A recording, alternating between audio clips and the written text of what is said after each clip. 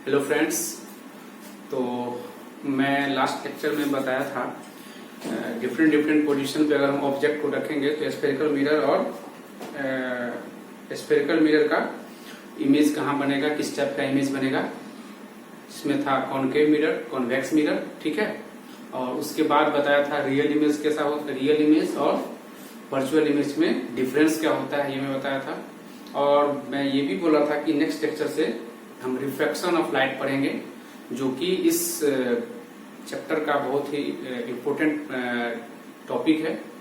तो रिफ्रैक्शन का मतलब क्या होता है, मैं पहले बताया था कि एक जो ऑब्जेक्ट होता है वो दो टाइप का ऑब्जेक्ट होता है, ट्रांसपेरेंट, ट्रांसलूसेंट और ओपेक, ठीक है। तो ओपेक ऑब्जेक्ट क्या होता है कि जिससे आपको शैडो मिलेगा, और ट्रांसपेरेंट क्या होता है कि जिससे कि लाइट इस एंड से नेक्स्ट एंड तक पास करेगा, मतलब आपको पता नहीं चलेगा कि बीच में कोई मीडियम है, मतलब लाइट के थ्रू पास होने में कोई हिंड्रेंस नहीं आएगा, ठीक है। बट प्रॉब्लम ये है कि अलग अलग मीडियम में अलग अलग लाइट का स्पीड होता है, ठीक है। तो हम लोग जनरली पढ़ते हैं एयर के लिए या फिर वैक्यूम के लिए। तो वैक्यूम और एयर दोनों को कंसीडर करते हैं सेम, मतलब लाइट का स्पीड जो बताया था मैं फर्स्ट लेक्चर में 3 × 10⁸ मीटर पर सेकेंड, वो होता है लाइट का स्पीड। अब इस रिफ्रैक्शन कैसे होता है इसके बारे में थोड़ा सा ब्रीफ बताता हूँ, इसके मैं डिक्टेट करा दूंगा कि रिफ्रैक्शन का डिफिनेशन क्या है और कैसे इसको समझना है। जैसे कोई एक मीडियम हुआ, सपोज एक मीडियम है, ठीक है। ये हमारा तो एक मीडियम है और ये है मीडियम 1 और इसको बोलता हूं मीडियम 2, ठीक। तो इसमें लाइट का स्पीड अलग होगा और इसमें लाइट का स्पीड अलग होगा, ठीक है। तो ये कैसे डिफरेंट करेगा, ये किस तरह से बिहेव करेगा, यहाँ पे इसको बोलते हैं, ये जो पार्ट है ये जो होता है ये होता है, इसको बोलते हैं interference, interface between two medium, ठीक है। तो ये वाला मीडियम और ये वाला मीडियम, पहले हम जब मिरर पढ़ रहे थे या प्लेन मिरर पढ़ रहे थे तो ऐसे करके मैं ड्रॉ किया था और बता रहा था कि इस पे नॉर्मल हुआ, यहाँ इंसिडेंस आई, यहाँ रिफ्लेक्ट हुआ। तो इस एरिया, इसको क्या मैं बोलता था, ये होता था एक, ये हुआ एयर और नीचे हुआ ग्लास, ठीक है। तो ग्लास को आगे का नेक्स्ट हम नहीं पढ़ते थे क्योंकि इसको पीछे से पॉलिश करके रखे थे। तो पॉलिश करने से क्या हो गया, ये ओपेक हो गया तो रिफ्लेक्शन का कोई केस नहीं आएगा, तो उसमें रिफ्लेक्शन होता था और सेम मीडियम में लाइट रिफ्लेक्ट हो जाती थी। उसी तरह से यहाँ पे क्या पढ़ेंगे, ये जो हमारा मीडियम, ये जो सरफेस देख रहे हैं आप, ये जो सरफेस है ये होता है इंटरफेस। इस पोर्शन, इस पार्ट पे आने के बाद लाइट अपना अलग अलग प्रॉपर्टी शो करता है, ठीक है। अब किसी केस में क्या होगा, ये अगर एक होता है, दो टाइप का मीडियम होता है, एक होता है रेयर मीडियम, एक होता है डेंसर मीडियम। रेयर करने का मतलब होता है इसके जो मॉलिक्यूल्स होंगे, ऑब्जेक्ट इस मीडियम का जो मॉलिक्यूल्स होगा वो सेपरेटली दूर डिस्टेंस पे होगा, और इसका जो मॉलिक्यूल होगा इंटरमोलिकुलर स्पेस बोलते हैं, वो इंटरमोलिकुलर स्पेस बहुत ही कम होगा, इसलिए क्या होगा, ये डेंसर कहलाता है। डेंसर में क्या होगा, लाइट पास करेगी उसका स्पीड डिक्रीज कर जाएगा, और रेयर मीडियम में क्या होगा, इसका लाइट का स्पीड बढ़ जाता है, ठीक है, कंपेयर टू डेंसर मीडियम। तो सपोज ये हुआ एयर और ये हुआ ग्लास, मान के चलते हैं कि हम ग्लास के बारे में पढ़ रहे हैं जो कि एक डेंसर मीडियम। तो अगर रेयर मीडियम से आएगी और डेंसर मीडियम में जाएगी तो किस तरह से वो बिहेव करेगा वो मैं इस लेक्चर में डील करूंगा, ठीक है। तो पहले इसका डेफिनेशन लिख देते हैं कि रिफ्रैक्शन ऑफ लाइट होता क्या है, ओके।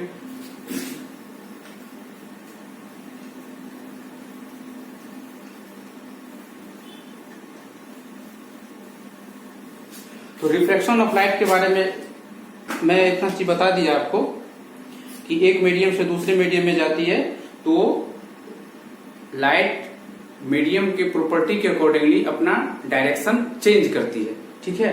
तो इसको बोलते हैं रेयर मीडियम और दूसरा होता है डेंसर मीडियम, ठीक है। तो इसका डेफिनेशन अगर लिखना चाहेंगे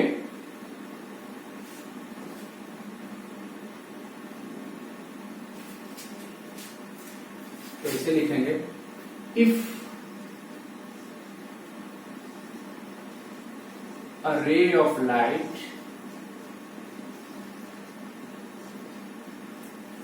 enters from one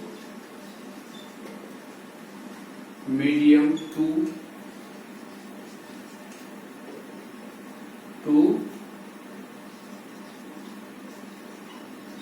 another medium, then it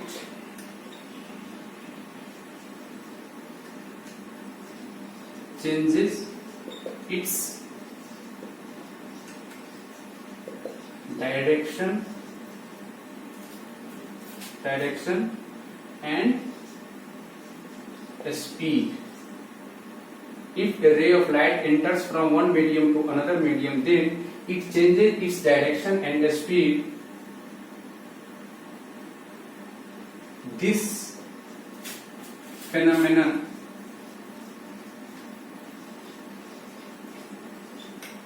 is known as refraction of light. ठीक, क्या समझ में आया कि जब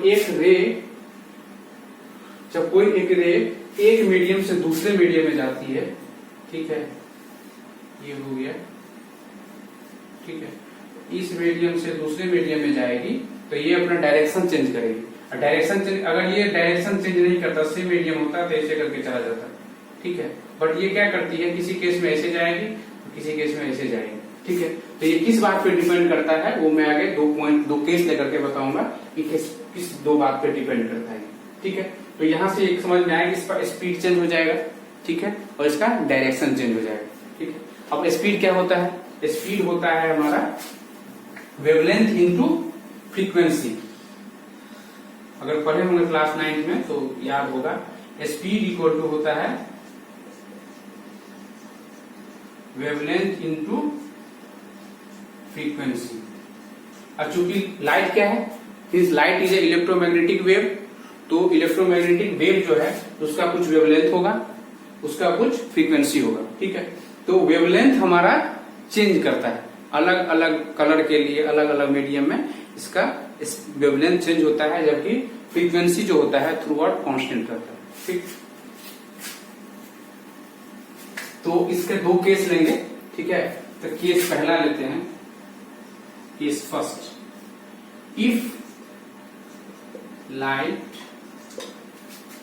travels from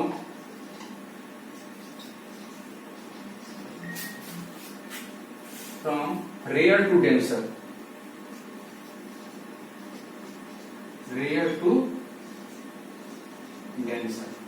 तो पहले क्या देखेंगे, पहला केस में देखेंगे कि लाइट पहले रेयर मीडियम में थी, अब वो डेंसर मीडियम की तरफ मूव कर रही है, ठीक है।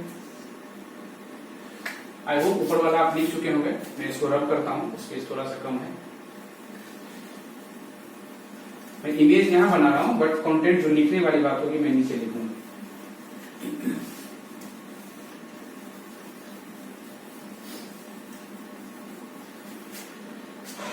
तो सपोज कीजिए ये हमारा कोई मीडियम है, ठीक है, और मैं इसको पकड़ मानता हूं मीडियम 1, इसको मानता हूं मीडियम 2, ठीक है। ये हो गया हमारा मीडियम 1 और इसको मैं लिखता हूं मीडियम 2, ओके। अब क्या करेंगे, यहां से मैं लाइट को फॉल कराऊंगा, एक लाइट यहां फॉल करेगी, ये इंटरफेस है, इसे फॉल करने के बाद ये चूंकि ये ट्रांसपेरेंट मटेरियल है तो यहां से लाइट पास करेगी, इस मीडियम से इसमें आएगी, फिर इससे इसमें जाएगी। तो इस पॉइंट पे हम सपोज ऐसे करके मैं लाइट को फॉल कराया, ठीक, ये लाइट यहाँ फॉल किया। अब जब चूंकि लाइट यहाँ फॉल किया तो यहाँ एक नॉर्मल पर ड्रॉ करेंगे, हम नॉर्मल के रेफरेंस में ही सब कुछ देखेंगे। तो जब मैं यहाँ पे नॉर्मल ड्रॉ किया तो इंसिडेंस रे कौन सा, इंसिडेंस एंगल कौन सा होगा, इसको पहले मैं इस डायरेक्शन से शो करते। इंसिडेंस एंगल क्या होता है, नॉर्मल और इंसिडेंस रे के बीच में, तो इसको मैं बोलता हूं I1। अब I1 क्यों बोल रहा हूं कि एक तरफ एक बार यहाँ पे फॉल करेगी, ठीक है, एक बार ये यहाँ पे फॉल करेगी और सेकेंड टाइम यहाँ से इधर निकलेगी, ठीक है। तो मैं इस तरह से इसको बता रहा हूँ, ठीक है। अब इसको कायदे से अगर ट्रांसपेरेंट है, ये अगर सेम मीडियम होता तो इस तरह से ये आगे प्रोसीड करता है, बट नहीं हुआ ऐसा। तो होगा क्या, ये थोड़ा सा इधर बेंड कर जाएगी, ठीक है। तो ये बेंड कर गई तो इसका क्या होगा, इसको बोलेंगे R1, ठीक। ये हो गया R1। अब जो R1 है वही लाइट यहां पे अगर फिर से मैं एक ड्रॉ करता हूं नॉर्मल, अगर मैं यहां पे नॉर्मल ड्रॉ करता हूं तो फिर यहां पे एक इंसिडेंस रे बनी। सपोज कीजिए अब इसी मीडियम के अंदर हम बात करेंगे, तो इसमें क्या होगा, ये बन जाएगा हमारा I2, यहां मैं लिखता हूं इसको I2 हो गया, I2 हो गया ये एंगल। अब जब ये I2 में अगर कुछ नहीं, अगर सेम मीडियम होता तो ये प्रोसीड करता आगे की तरफ, ठीक है। बट क्या किया, यहाँ तो फिर मीडियम चेंज हो गया, ये पहले रेयर था, डेंसर में गया तो नॉर्मल की तरफ बेंड हो गया। अब डेंसर से जब रेयर की तरफ जा रहा है तो ये क्या करेगा, ये अवे चला जाएगा नॉर्मल से, ठीक है। ये फिर से डिस्टेंस इधर चला जाएगा। अब मैं इसको ऐसे करके प्रोड्यूस करके देखूंगा तो पता क्या चलेगा, ये दोनों रेस बाहर जाने के बाद फिर से पैरेलल हो गए, ठीक है। ये दोनों पैरेलल हो गए, ठीक। और यहां पे एंगल क्या बना, यहां पे एंगल क्या बना, ये बना I2 R2, ठीक है। तो ये R2 हुआ, इसको इमरजेंट रे भी बोलते हैं, ठीक है। ये इमरजेंट रे कहलाता है।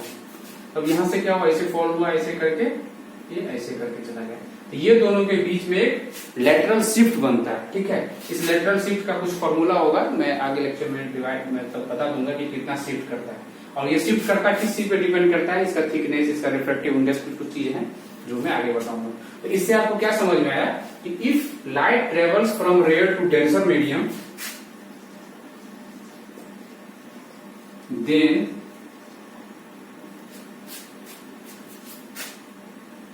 it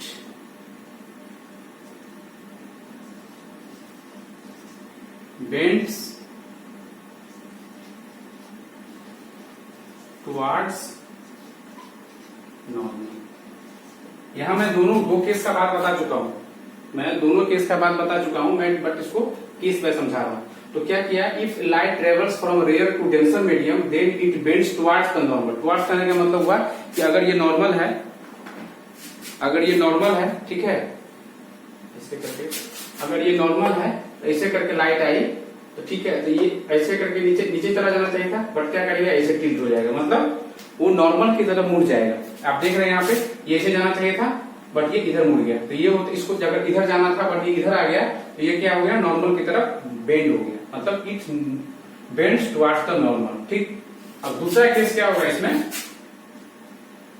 केस 2 क्या होगा, if light travel from denser to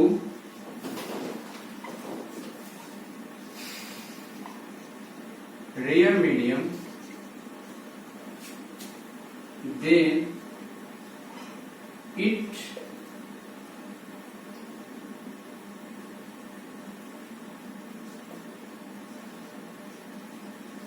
bends away the normal. क्या होगा, मतलब अगर ये लाइट डेंसर से रेयर की तरफ जाएगी तो bends away the normal. Away करने का मतलब होता है दूर। तो क्या होगा, ये एक्चुअल में जो होना चाहिए था उससे थोड़ा सा डिवेट कर जाएगी, ठीक है। तो ये यहां से इस रास्ते के आने के बदले ये इधर से चली जाएगी, ठीक है। तो ये हो गया आपका 2 पॉइंट। ये बहुत ही इंपॉर्टेंट पॉइंट था जो कि मैं आपको बता दिया। अब इस केस में क्या देखेंगे, एक चीज और ऑब्जर्व करेंगे कि ये जो नॉर्मल देख रहे हैं, ये जो एंगल इंसिडेंस एंगल है, इंसिडेंस एंगल और refractive angle of reflection, angle of incidence and angle of reflection, दोनों में रिलेशन अगर देखेंगे तो पहला केस में क्या है, if light travels from rare to denser medium then its bends towards the normal, ठीक है। तो इस केस में क्या होगा, angle of I greater than angle of R हो, ठीक। एंगल ऑफ आई ग्रेटर, यहां से दिख रहा है ये जो एंगल है ये इस एंगल से बड़ा है, ये वाला एंगल छोटा होगा, ये वाला एंगल बड़ा होगा। तो इस केस में क्या लिखेंगे, angle of incidence greater than angle of refraction. और ये दूसरा केस जब होगा, जब लाइट डेंसन से रेयर की तरफ जाएगी, तो इस केस में ये जो एंगल है I2 जो बोला हूं मैं इसको, I1 I2 इसलिए बोला हूं कि ये दोनों केस का हमको एक ही इमेज में बात करना था, इसीलिए मैं एक यहाँ I2 और R2 लिखा। तो इस केस में क्या होगा, angle of I less than angle of R, ठीक है। इसको आप लोग नोट कर लीजिए, बहुत इंपॉर्टेंट है। अगर आपसे पूछ देगा कुछ, अगर ये स्टेटमेंट नहीं देना है किसी को कि रेयर से जा रहा है या डेंसर से जा रहा है, और ये आपको डायरेक्ट पूछ दे कि दो मीडियम है, ठीक है, दो मीडियम है, एक सेपरेटिंग इंटरफेस के पास angle of I greater than angle of R है, तो दोनों मीडियम के बारे में कमेंट कीजिए, ठीक। लाइक ऐसे करके मैं बता दिया, पूछ दिया क्वेश्चन आपसे, ठीक है। आपको बोल दिया कि ये है मीडियम 1 और ये है मीडियम 2, ठीक। अब मैं ये बोल दूं कि इसमें जो एंगल इस पॉइंट पे angle of I greater than angle of R है, तो आप हमको ये बताइए कि, और ये बोल दिया जाए कि लाइट मीडियम 1 से 2 की तरफ जा रही है, क्या बोला, ध्यान से सुनिएगा इसको। लाइट जो है वो मीडियम 1 से मीडियम 2 की तरफ जा रही है, और angle of I greater than angle of R है, तो मीडियम 1 और मीडियम 2 में रिलेशन बताइए।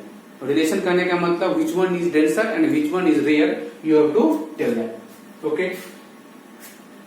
Then you have to think this relation that if I is greater than R, angle of I greater than angle of R, then in that case you have to say that the medium from which light coming, that will be the rear medium, and the next medium in which it is entering, that will be the denser medium, okay. In the second case, if it is said that light is coming from medium 1 and enters in medium 2, and at that point angle of I is less than angle of R, and comment about the relation between two medium, which one is denser and which one is rare, then you have to interpret it like that medium 1 will be denser and medium 2 will be the rare. The second case will follow this one and first case will follow this one. I hope this much is clear for this topic, okay. In the next topic,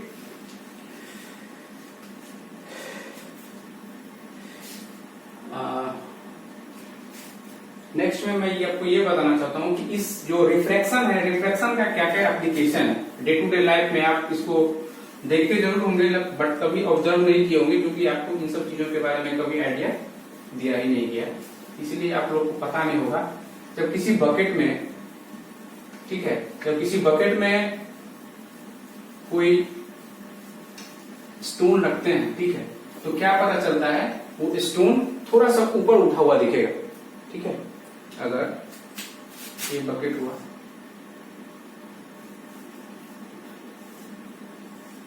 ये bucket हुआ, ठीक है, इसमें suppose कीजिए यहां से पानी भरा हुआ, ठीक है, यहां पे सपोज कीजिए एक स्टोन है। स्टोन का तो खैर कोई भी शेप हो सकता है, सपोज करते हूं ये इस टाइप का शेप है, ठीक है। तब क्या होगा, आपको भी पता है कि हमको कोई भी ऑब्जेक्ट दिखता कैसे है। तो दिखने के लिए पहला कंडीशन होता है लाइट आई इस पे फॉल हुई, इसके बाद ये रिफ्लेक्ट होकर के, या यहां से रिफ्रैक्ट जो कहना है करिए, होकर जब हमारे आंख के पास यहाँ पहुंचेगा, ठीक है, ये सपोज कीजिए हमारा आंख है, थोड़ा सा बेकार टाइप का बन गया, तो यहां से हमारे पास जो रेज आएगी, ठीक है, तो यहां से पता चलेगा कि ये ऑब्जेक्ट कैसा दिख रहा है। तो उस केस में क्या होगा, अब ये लाइट आई, ठीक है, जैसा भी लाइट आई कोई दिक्कत नहीं है। अगर ये लाइट थोड़ा सा अच्छे से बनाना पड़ेगा, ये आप लोगों के शायद सिलेबस में होगा, क्यों दिखता है हाइट ऊपर इसका। तो मैं यहाँ पे एक्सप्लेन कर रहा हूँ और अपने लैंग्वेज में आप खुद से इसको लिख लेंगे, ठीक है। सपोज कीजिए यहाँ पे कोई स्टोन भरा हुआ है, ठीक, यहाँ तक इसमें वाटर भरा हुआ है, ठीक है, यहाँ वाटर भरा हुआ। तो अब क्या होगा, ये लाइट यहाँ फॉल हुई, ठीक है, लाइट फॉल हुई यहाँ पे हमारा, ठीक है। तो ये लाइट जब फॉल हुई तो अगर ये ऐसे करके जाएगी लाइट, ऐसे करके जाएगी, ठीक है। यहाँ पे मैं नॉर्मल ड्रॉ करता हूँ, तो क्या देख रहे हैं, ये नीचे वाटर है। तो मैं आपको एक पॉइंट बता दे रहा हूं कि सबसे कम जो रिफ्रैक्टिव इंडेक्स होता है, आगे बताऊंगा रिफ्रैक्टिव इंडेक्स क्या होता है। तो रिफ्रैक्टिव इंडेक्स क्या होता है, एयर का होता है। लाइट मतलब speed of light is maximum in the case of vacuum और you can say air, okay. तो ये जो वाटर है, वाटर हमारा डेंसर कैटेगरी में आता है कंपेयर टू एयर, ठीक है। तो किसी भी चीज को डेंसर और एयर करने के लिए हमको एक रेफरेंस की नीड होगी, किसी के कंपैरिजन करने के लिए। तो जब भी मैं किसी को चीज को अगर डेंसर बोलता हूं, अगर मैं किसी चीज को, किसी भी मीडियम को अगर मैं डेंसर बोलता हूं, तो आपको ये समझना है मोस्ट ऑफ द केस जो हम एयर के कंपैरिजन में उसको मैं बता रहा हूं, ठीक है। तब यहां से लाइट ऐसे आई, तो अब क्या होगा, ये डेंसर से मीडियम रेयर की तरफ जा रही है, तो क्या होना चाहिए इसको, डेंसर से अगर रेयर की तरफ जाएगी तो हमारा object angle of refraction, sorry ray of refraction normal से अवे जाएगी, ठीक है। तो नॉर्मल ये इसको सीधा जाना चाहिए था, बट सीधा नहीं जाकर के किधर जाएगी, नॉर्मल से अवे हो जाएगी, ठीक है। ऐसे करके लिखेंगे, ठीक है। अब ये पॉइंट आपको कहाँ दिखा, ये मैं थोड़ा सा आई को इमेज ऊपर बना दिया हूं, मैं इसको ठीक से बनाता हूँ, यहीं पे इसका आई का इमेज होगा, ठीक है। अब ये आई का ये क्या हुआ, पहले ऐसे ऐसे करके दिखते जाता, ठीक है, और इसको मैं रिट्रेस करता, पीछे करता, यही दिखता। अब क्या हुआ, ये नॉर्मल से बेंड अवे चला गया, नॉर्मल से वो रे अवे चला गया। तो इस केस में क्या हुआ, ये इस तरह से बना, इसे दिख नहीं रहा है,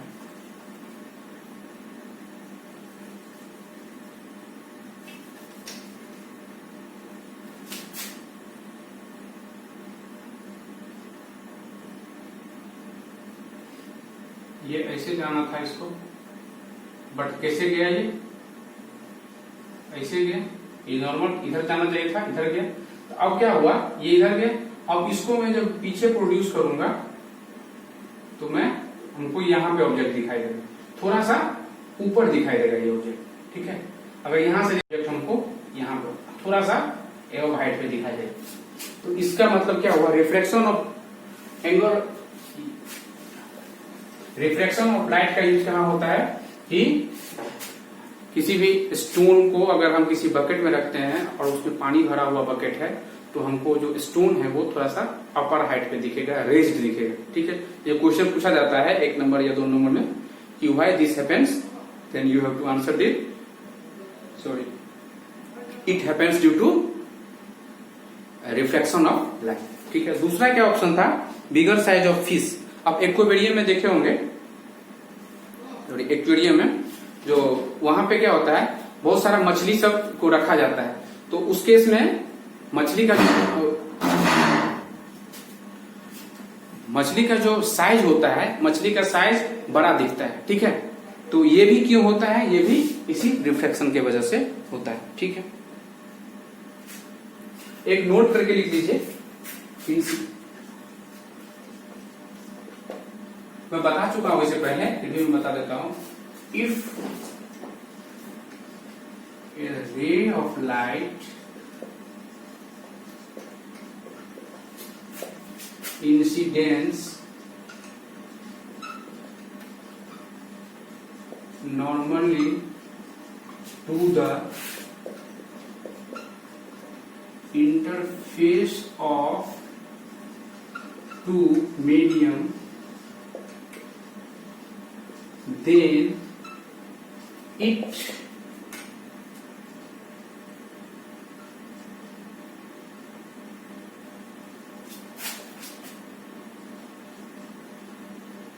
return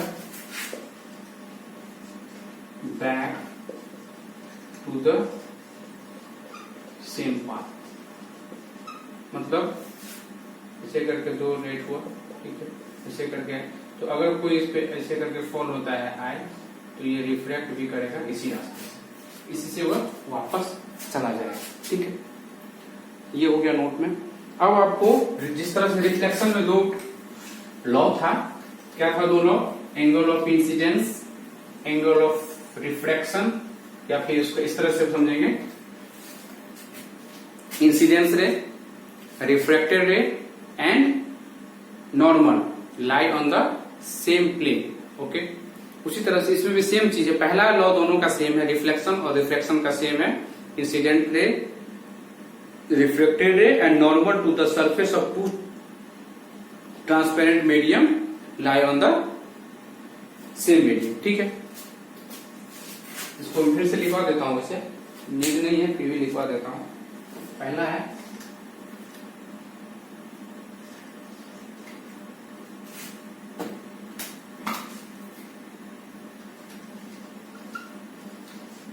law of refraction. Law of refraction का क्या पहला क्या है? The incidence ray refracted ray and normal to the interface of two media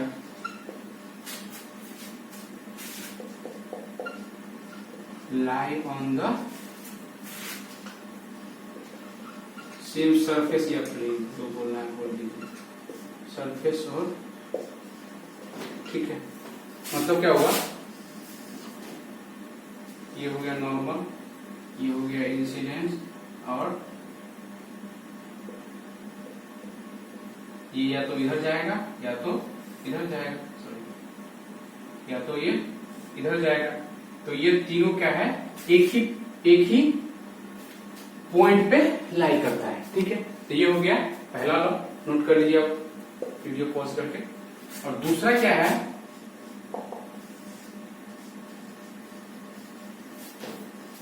ratio of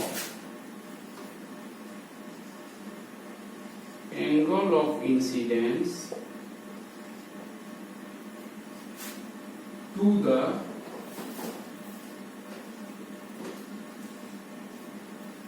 angle of refraction is constant for,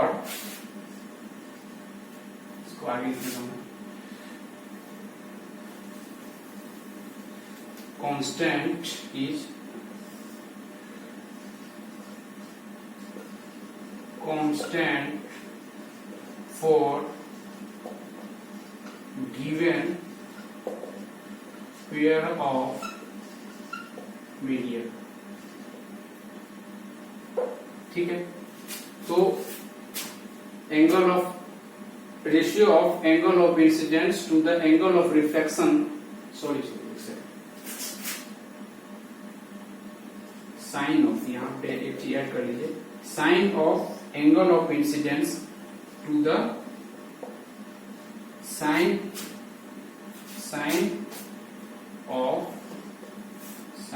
of एक बार फिर से मैं बोल दे रहा हूं, ratio of sine of angle of incidence to the sine of angle of reflection is constant for given pair of medium, that is sine of angle I upon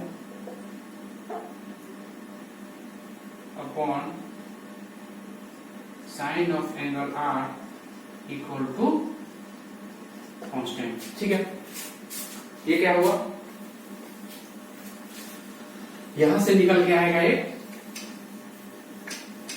constant, जिसको बोलेंगे रिफ्रैक्टिव इंडेक्स, ठीक है।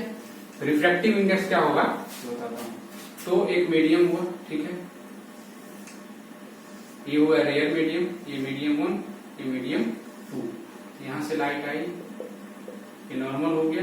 ये मान के चलता हूं मैं, ये मीडियम डेंसर है, ये मीडियम रेयर है, तो क्या होगा, ये एंगल ऐसे करके जाएगी, सॉरी यहाँ पे फिर से ये ऐसे करके जाएंगे, ठीक है।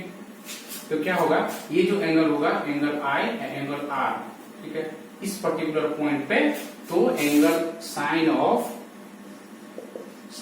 Angle I equal to sine of angle R equal to constant होगा, ठीक। इस कांस्टेंट को बोलेंगे हम क्या, इस कांस्टेंट को बोलते हैं रिफ्रैक्टिव इंडेक्स। रिफ्रैक्टिव इंडेक्स किसका होगा, दूसरे वाले का रिस्पेक्ट टू पहले वाला, ठीक। तो उसको इस तरह से लिखेंगे, this is called refractive index, इसको शॉर्ट में बोलते हैं आर आई, ठीक है। तो आर आई क्या होगा, और ये जो दूसरा लॉ में बताया, इस दूसरा लॉ को दूसरा नाम से भी जानते हैं, स्नेल्स लॉ भी बोलते हैं इसको, ठीक है। दूसरे लॉ को स्नेल्स लॉ बोलते हैं। तो आपसे अगर पूछे कि स्नेल्स लॉ क्या होता है, आपको इसमें स्नेल्स, ठीक है। तो कोई आपसे पूछे स्नेल्स लॉ क्या होता है, तो स्नेल्स लॉ यही होता है, sine of the ratio of sine of angle of incidence to the sine of angle of refraction is constant for pair of medium, ठीक है। तो ये दोनों चीज समझ में आ गया। अब इसमें प्रॉब्लम, इसमें एक चीज ये है, रिफ्रैक्टिव इंडेक्स किस तरह से हम पता करेंगे। यहाँ से क्वेश्चन बनता है, आपको दो रिफ्रैक्टिव इंडेक्स दे दिया जाएगा एयर के रिस्पेक्ट में, और पूछा जाएगा किसी दूसरे का रिफ्रैक्टिव इंडेक्स, ठीक है। तो मैं आपको बताता हूं इसको कैसे रिलेट करोगे, ठीक। Refractivity is given by ratio of light from one air to the speed of light. तो रिफ्रैक्टिव इंडेक्स का अगर कोई आपसे डेफिनेशन पूछे, तो रिफ्रैक्टिव इंडेक्स का आपको एक डेफिनेशन होना चाहिए, तो वो मैं दिखा देता हूं। मैं रिफ्रैक्टिव इंडेक्स को आई लिखूंगा, ठीक है। It is the ratio of speed of light in air, और इसको रेफरेंस मीडियम और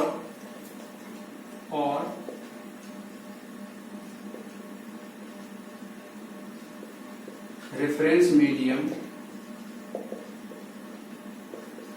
टू द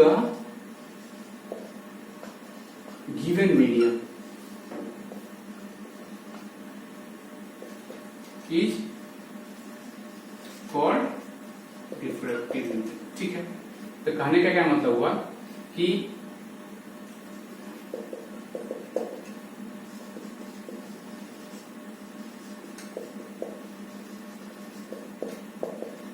इन एयर, इसको मैं एयर ही मान के चलता हूं, ठीक है, upon speed of light in given medium. जिस भी मीडियम का हमको पता करना है, उस मीडियम में लाइट का स्पीड जो होगा उसको डिनोमिनेटर में रखेंगे, और स्पीड ऑफ लाइट आपको सबको पता है, तो इसको इस तरह से लिख सकते हैं C अपॉन V।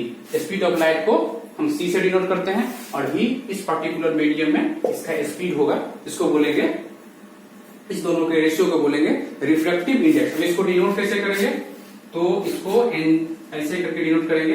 सपोज कीजिए ये मीडियम को मैं ग्लास मान के चलता हूं, ठीक है।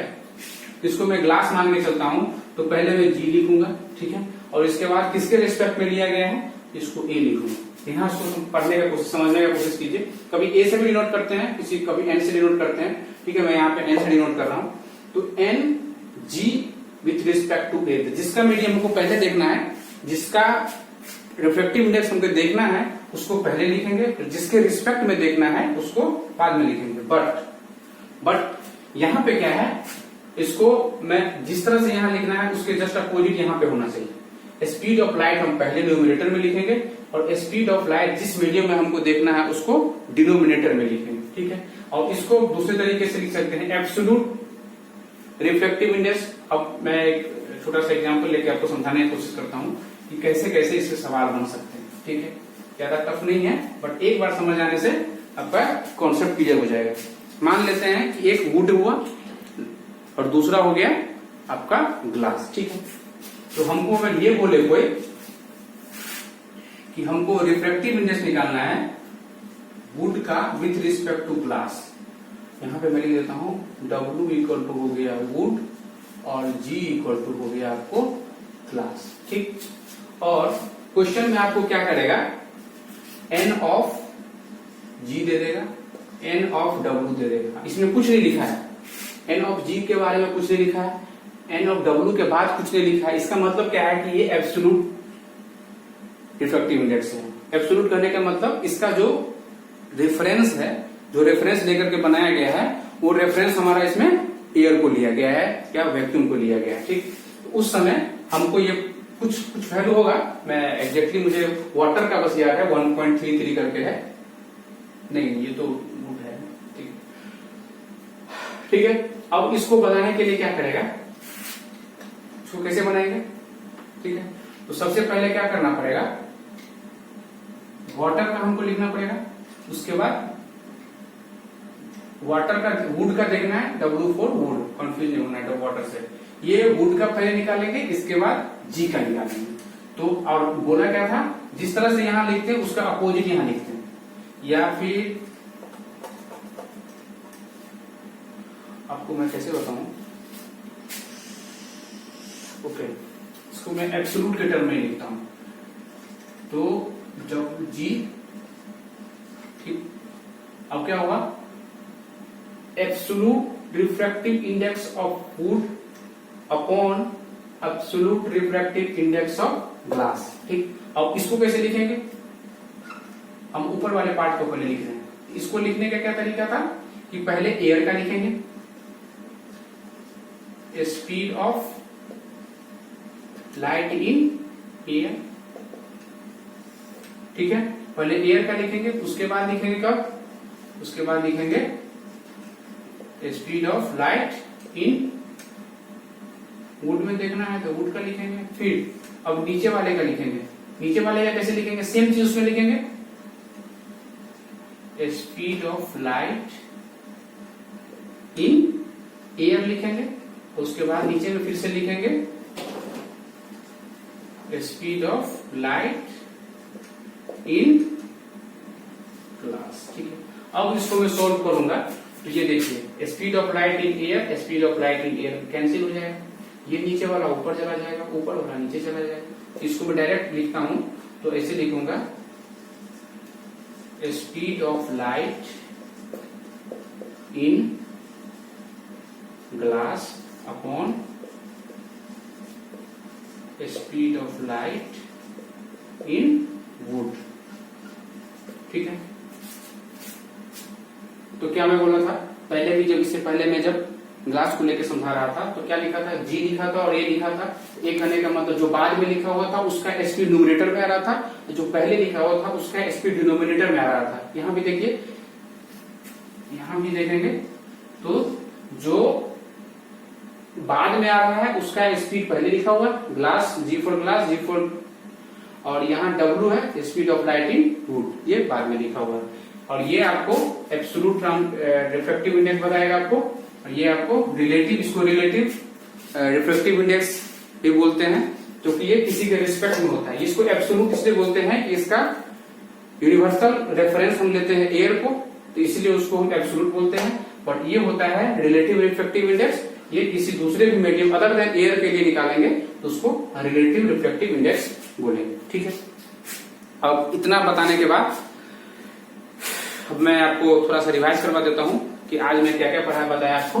सबसे पहले बताया था कि रिफ्रैक्शन क्या होता है। तो रिफ्रैक्शन क्या होता है, रिफ्रैक्शन के बारे में बताया था कि रिफ्रैक्शन दो मीडियम के बीच होता है, मतलब दो मीडियम को सेपरेट करने के लिए जो लेयर बनता है या सरफेस होता है उसको इंटरफेस बोलते हैं। उस इंटरफेस को के पास क्या होता है, लाइट अपना डायरेक्शन चेंज करता है, स्पीड चेंज करता है, जिसकी वजह से वो या तो नॉर्मल कभी जाएगा या फिर नॉर्मल से की तरफ आएगा, मतलब टुवार्ड्स नॉर्मल, और अबे नॉर्मल टुवार्ड्स कब आएगा, जब रेयर से डेंसर जाएगा तो जो रिफ्रैक्शन एंगल मतलब रे ऑफ रिफ्रैक्शन होगा वो टुवार्ड्स नॉर्मल आएगा, और अगर जो डेंसर से रेयर की तरफ जाएगा तो आपका जो रे ऑफ रिफ्रैक्शन है वो नॉर्मल से अवे जाएगा। ठीक है, उस समय दो केस था, दोनों केस में बताया कि जब एंगल ऑफ इंसिडेंस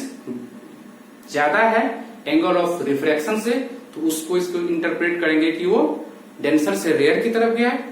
और जिस केस में एंगल ऑफ इंसिडेंस छोटा होगा और एंगल ऑफ रिफ्रैक्शन ज्यादा होगा, तो उस केस में डेंसर से रेयर की तरफ लाइट मूव की होगी। ठीक, इतना बताने के बाद आपको मैं रेक्टेंगुलर ग्लास के थ्रू लाइट को पास करा के दिखाया था कि एक लेटरल शिफ्ट बनता है। ठीक है, इमरजेंट रे के साथ और इंसिडेंस रे के बीच में एक लेटरल शिफ्ट बनता है। वो किसके हेल्प से बनता है? वो रिफ्रैक्शन की वजह से होता है। और रिफ्रैक्शन ऑफ लाइट का क्या एप्लीकेशन बताया था कि कुछ एप्लीकेशन है, जो किसी बकेट में वाटर भरा हुआ है, उसमें अगर कोई भी सिक्का या कोई भी स्टोन डालते हैं उसका हाइट थोड़ा बड़ा रहता है। एक्वेरियम में अगर कोई फिश होता है तो उसका हाइट बड़ा होता है। किसी आप एक तरह से आप क्या बोलते हैं उसको, कोई बकेट में अगर कोई स्टिक डालते हैं तो वो थोड़ा सा आपको टिल्टेड नजर आएगा। और आगे जब मैं बताऊंगा तो कुछ और भी कॉन्सेप्ट है, जैसे सनराइज का कॉन्सेप्ट है कि सनराइज थोड़ा पहले हो दिखता है बाद में दिखता है। ये सब कुछ कॉन्सेप्ट है जो कि रिफ्लेक्शन की वजह से होता है। इसके बाद क्या बताया, reflective index, relative reflective index कैसे मेजर पता करेंगे। अगर हमको एब्सोल्यूट रिफ्लेक्टिव इंडेक्स दिया हुआ है तो उसका रेशियो कैसे कैसे करके लेके बनाना है, ये मैं बताया। तो आप लोग को अगर पिछला जितना भी मैं बताया हूँ उतना पढ़ाने के बाद मैं उम्मीद करता हूँ कि आपके जो टेक्स्ट बुक में क्वेश्चन होंगे, एनसीईआरटी या जो भी बुक आप फॉलो करते हैं उस बुक से जितना भी क्वेश्चन हो सकता है आप बनाना स्टार्ट करें। आई होप आपको मोस्टली क्वेश्चन बन ही जाएगा। अगर नहीं बन पाता है तो आप मेरे से कमेंट करके पूछ सकते हैं, मैं रिप्लाई देने का कोशिश करूंगा। और नेक्स्ट क्लास में जब लूंगा तो नेक्स्ट क्लास में मैं थोड़ा सा स्फेरिकल लेंस के बारे में बताऊंगा। किस तरह से स्फेरिकल मिरर बताया, कॉनकेव कॉन्वेक्स, उस तरह से नेक्स्ट लेक्चर में मैं कॉन्वेक्स लेंस और कॉनकेव लेंस के बारे में बताऊंगा। उसका क्या क्या टर्मिनोलॉजी होगा, कौन कौन सा पॉइंट है जिसको हमको समझ में आना चाहिए। फिर उसी में आपको मैं बताऊंगा कि जिस तरह से कॉनकेव मिरर ने बताया था कि ऑब्जेक्ट इमेज रिलेशनशिप, किस पोजीशन पे ऑब्जेक्ट को रखने पे इमेज कहाँ बनेगा, किस टाइप का इमेज बनेगा, रियल बनेगा, इन्वर्टेड बनेगा, साइज में छोटा बनेगा, बड़ा बनेगा। मैग्निफिकेशन बताऊंगा कि वो मैग्निफिकेशन क्या बड़ा होने से, छोटा होने से थोड़ा सा। और एक फॉर्मूला यहाँ भी आएगा, उसको बोलेंगे लेंस फॉर्मूला। लेंस फॉर्मूला में थोड़ा सा प्लस माइनस का ये है। फिर इसमें sign convention, but sign convention दोनों में सेम होगा। साइन कन्वेंशन एक बार जो पढ़ लिया उसी साइन कन्वेंशन को हमेशा फॉलो करना है। और उसके बाद जब फोकस का होगा, फोकल लेंथ के बारे में बताऊंगा कि फोकल लेंथ कैसे, कॉन्वेक्स लेंस का क्या होगा, कॉन्वेक्टिव लेंस का क्या होगा। तो ये सब चीज आगे मैं डिस्कस करूंगा। ठीक है, तो आज का लेक्चर मैं यही एंड करता हूँ। Thank you.